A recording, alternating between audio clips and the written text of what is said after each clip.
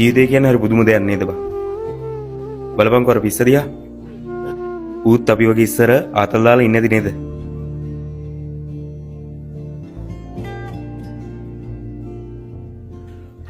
ඒ පිස්සු මිනිස්සයා මගේ බොස් කියලා කිව්වොත් මම පිළිගන්නවද? බොස්? උඹටද පිස්සු ඌටද පිස්සු? ඔය ඉන්නේ මං කලින් වැඩ කරපු කම්පැනි එකේ බොසා. ජීවිතය කියන්නේ හරි පුදුම දෙයක් තමයි බං. හිතන දේ වෙන්නේ වෙන දේ හිතා ගන්න බෑ. යකෝ කම්පැනි බොස් කෙනෙක්ට ඕම වෙයිද බං? උඹේ පච වලට අහුවේ මං. වචන නෙමෙයි බං. කර්මය කියන දේ මම මේ තරම් විශ්වාස කරන්නේ ඔය සීන් එකෙන් පස්සේ. ඒක දිග කතාවක් බං. ඉතින් කියපන්කෝ මොකද්ද කතාව කියලා? මම දැන් අවුරුදු 5කට කලින් වැඩ කරේ ඔය මිනිස්සයාගේ කම්පැනි එකේ.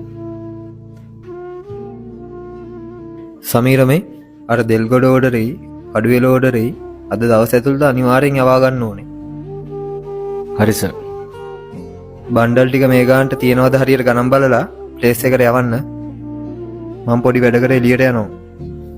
මිස් ඇවුවොත් කියන්න මම පොඩි වැඩකට එළියට ගියා කියලා.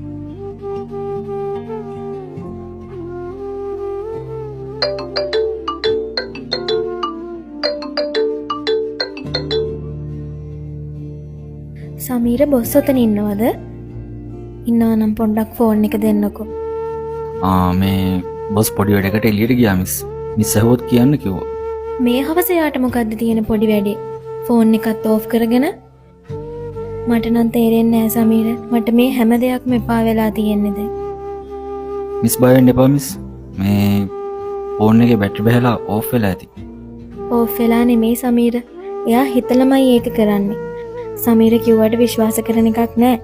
එයාගේ ෆෝන් එකේ තිබිලා ගොඩාක් දේවල් මට හම්බුණා. එයාට වෙන FIR එකක් තියෙනවා. එයා ඒක නවත්තනවා කියලා මට පොරොන්දු වුණා.